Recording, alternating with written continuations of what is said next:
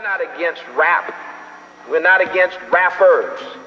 But we are against those thugs.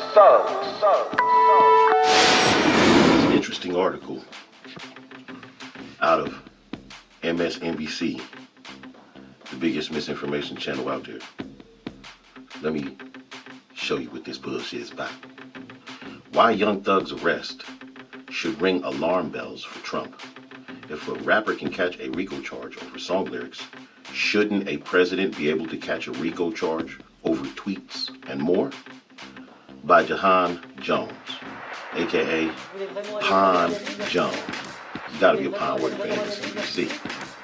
Like many people, I was surprised to learn last week that the platinum-selling rapper Young Thug is at the center of a sweeping indictment, accusing him and 27 others of criminal gang activity. Young Thug, whose real name is Jeffrey Lamar Williams, co-founded Young Slimelight, a violent street gang funded in Atlanta in 2012, according to prosecutors. The 56-count indictment includes multiple felony charges related to racketeering, drugs, and weapons.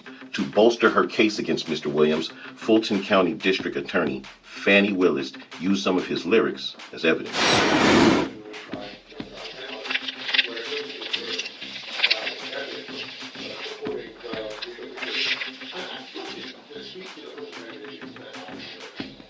This issue's been ruled on by the courts. I knew that question was coming. I believe in the First Amendment. It's one of our most precious rights.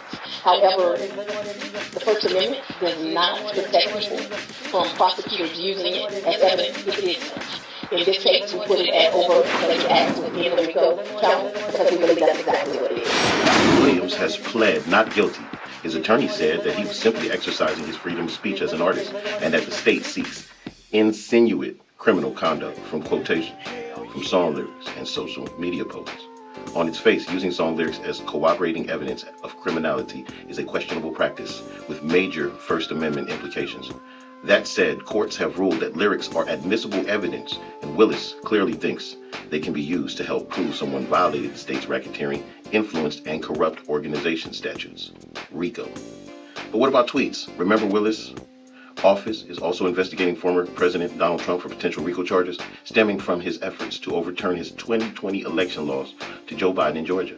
And if song lyrics can be used to ensure or ensnare a musician in a potential racketeering charge, shouldn't the ex-president face similar scrutiny for his conspiratorial and menacing tweets? Georgia was central in Trump's failed attempt to overturn an election results and keep himself in power. In January 2021, leaked audio revealed he asked Georgia Secretary of State Brad Raffensperger to find more votes in his favor to help him win. But along with that, Trump's tweets about Georgia helped tell the story of an abusive or obsessive loser, one who stopped at nothing to steer a flurry of right-wing anger over non-existent election fraud, with hopes the outrage would keep him in office for as long as he wished. Let's review.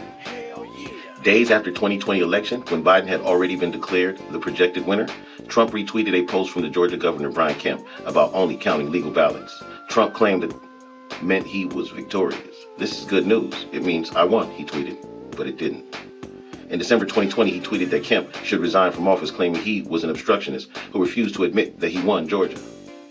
Trump also retweeted a post that month from right-wing conspiracy theorist and lawyer Lynn Wood saying Raffensperger and Kemp will soon be going to jail over baseless claims that they helped Trump out of being reelected. Trump posted a tweet in January 2021 falsely alleging there was impropriety with voting machines and Republican strongholds during Georgia's special Senate elections. The tweet claimed that reports were coming out of the 12th Congressional District of Georgia that Dominion machines are not working in certain Republican strongholds for over an hour. Ballots are being left in lock boxes. Hopefully, they count them.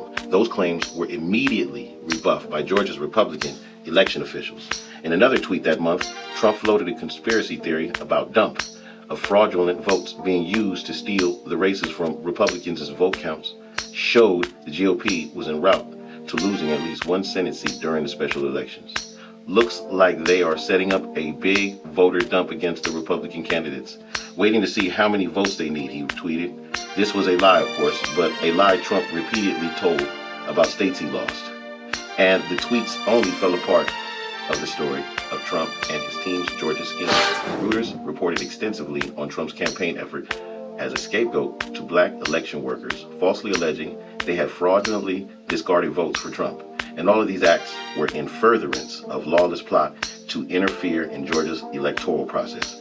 It doesn't matter what your notoriety is, what your fame is. If you come to Fulton County, Georgia, and you commit crimes, you are going to be a target and focus of this district attorney's office, and we are going to prosecute you to the fullest extent of the law, Willis said at a news conference last week about Williams' arrest.